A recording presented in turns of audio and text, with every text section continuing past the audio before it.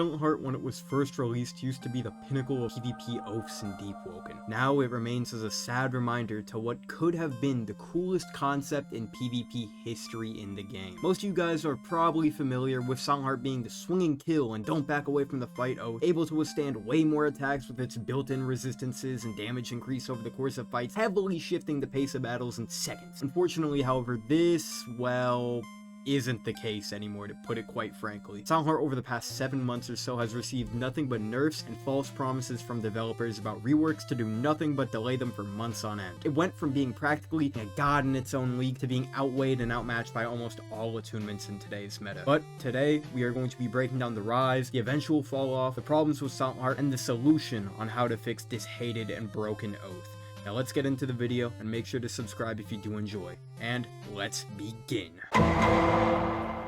When we were first introduced to Silentheart way back in the wake of Layer 2 almost an entire year ago, it prominently rose to the top of the PvP scene with its high damaging builds and low skill ceiling, practically allowing anyone to be good with it. However, this currently isn't the case, as Silentheart has fully been overshadowed by attunements and pushed away in the meta. Jet Striker has way more combo potential and mobility options, Dawnwalker is a full-on upgrade for no attunement builds than basically any attunement build, and Contractor currently is the second best oath in the game for many reasons surrounding damage, cheese, and shine. The only reason that these oaths technically cannot do is just proc silence on an enemy. However, this mechanic is easily replicable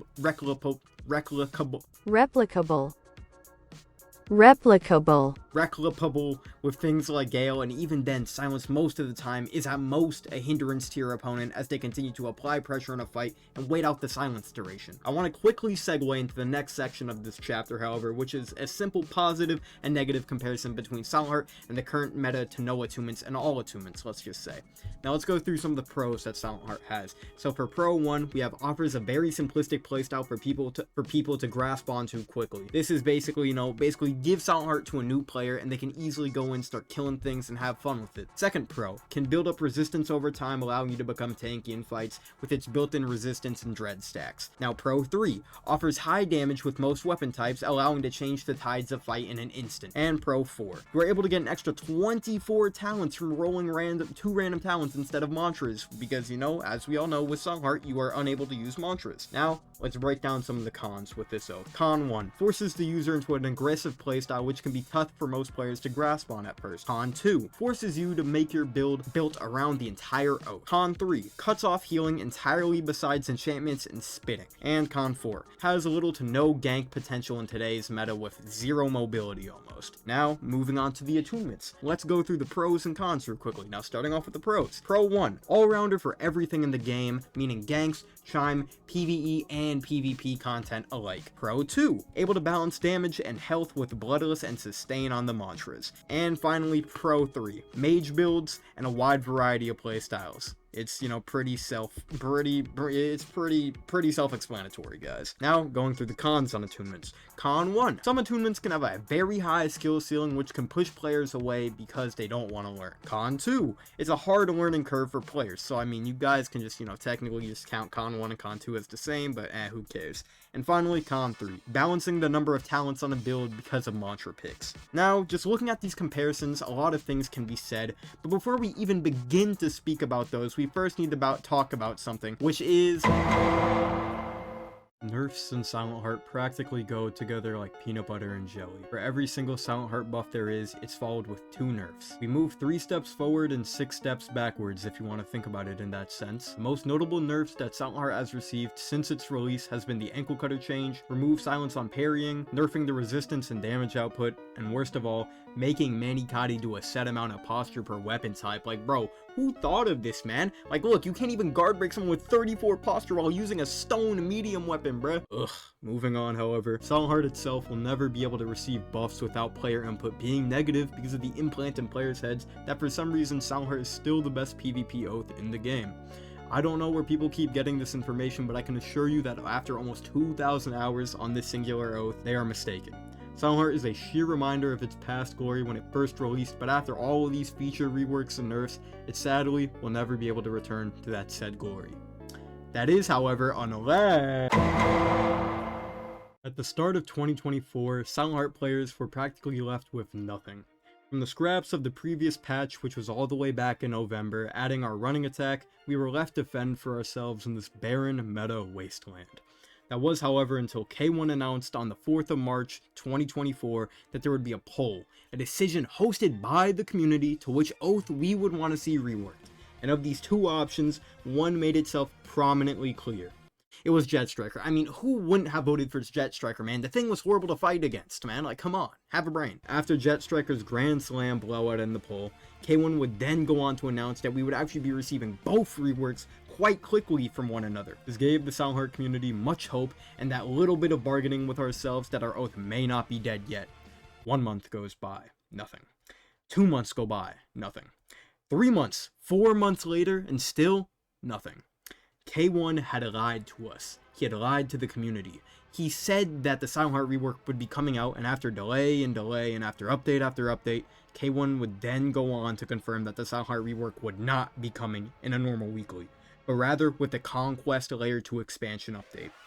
So not only is Silentheart constantly getting nerfed because of the public opinion, but its new content is also being delayed and tied into more already delayed content as well. It's already been said by K1 as well that when he makes the rework, he wants to combine a lot of different styles of combat spanning from many anime characters. So this could be a good base plate on what to expect coming into the future. But the problem even stems even further from just delays and nerfs.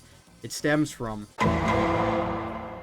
the player base, ever since Silentheart was first released, has always had a hatred for this oath, either by calling it boosted, calling its users horrible at the game and boosted, calling it skillless, and even going as far as to try and plead to get it removed entirely by the developers. The player's influence also tends to be a gigantic influence on the devs' viewpoints and standpoints on content such as Silentheart.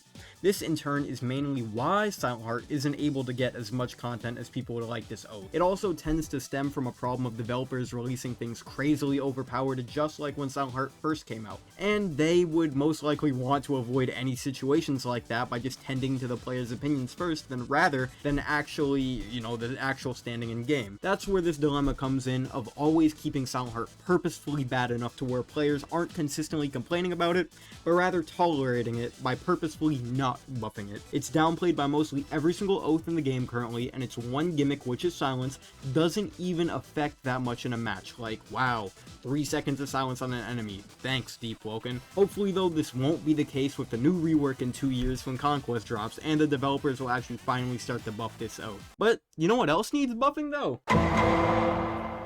A quick disclaimer before we get into the damage comparison real quickly. The damage test I did was with 2 builds that are mainly focused on damage, but at the time I didn't take into account, talent procs, multipliers, and just, the difference in the 2 oaths as well with scaling and stuff like that, etc. So I was just basing this test off of 2 meta builds from both types respectively, so please take this test with a grain of salt and do your own testing if you would like to, and let me know in the comments the results. Thanks, now moving on.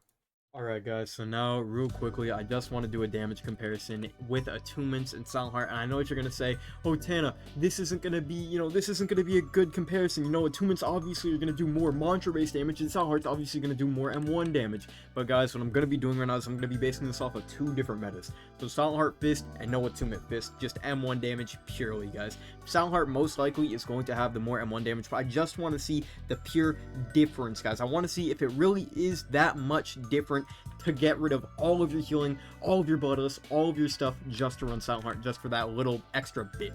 So what I'm going to do is I'm going to unmute on my Discord call, say, alright, go ahead, do a full M1 chain on me, please. 1, 2, 3, 4. And how much does that do? He has Bloodthirsty Anklets and he's running Silentheart, and that did not even a bar, guys. That did 18% damage.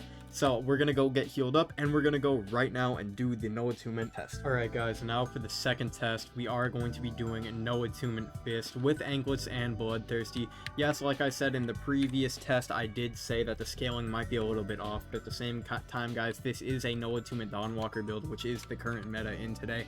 Or if you want to say, no attunement Fist Jet Striker, go ahead. But listen guys, this is just going to be the test, so let me turn off cinematic mode right now and tell him in chat, okay, go ahead. And now he's going to be doing the 4 M1s with me, so 1, 2, 3, 4, kicks me away, and basically 85%, so 15% of my HP. Do the comparison to the other Silentheart test, and yes, guys, you will see that it doesn't really make a difference. It literally does not make a difference in a sense. Like I said before, yes, I know, you know, the scaling's going to be off. This isn't going to be the best test, especially when you take into account that, oh yeah, when you're going attunements, the attunements are obviously going to be doing the more damage. They're obviously going to be the main reason why you, sorry about the fireworks, by the way.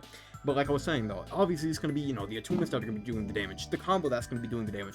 But if your pure M1 is doing the almost exact same that a Silentheart is doing, something is wrong with the Oath, and that's just not good game design. If you're going to design something around being tanky, doing high amounts of damage, but you're removing Bloodless, you're removing mantras off of that exact same Oath, basically locking yourself out of combos, locking yourself out of gank potential, locking yourself out of even mobility, and you're doing the exact same as a build that has access to all of that, but you're at the same point, basically handicapping yourself, that's not good game design. But you know what, hey man, maybe the next chapter will have something in store for us, so let's go right on to that, man. Well, if I've learned anything over these 2,000 hours on Silentheart, it's to accept the fact that this Oath will never return to its once glorious state. But that's okay. Maybe the true Silentheart was the friends we made along the way. Like, come on guys, who's with me? No one? Alright, moving on. Honestly though, if there's anything that could save Silentheart right now, it would have to be the addition of more utility and even, you guessed it, moves. Yep, the Oath with an entire point of not having moves for buffs needs moves now. Sounds crazy, right? Wrong. In this day and age of Deepwoken, with an Oath as bare bones as Silentheart, it practically requires some new utility to even make it useful in a PvP setting. This can stem from maybe a double jump, a dash, any sort of mobility upgrades, maybe a grab that on hit stuns and silences your enemy for a couple of seconds to start a combo. Smaller additions like this really can save this Oath and have an impact. And I hope it does, because honestly, Silentheart has been one of my favorite things in the game since I've started playing it, and it just completely sucks to see it in such a rough state currently. Well, that's all for me though, and if you did enjoy this video, please make sure to subscribe as it helps out a ton, like it, and join my Discord linked in the description. I hope you guys enjoyed it, and I'll see y'all next time, man. Tana, out, bro.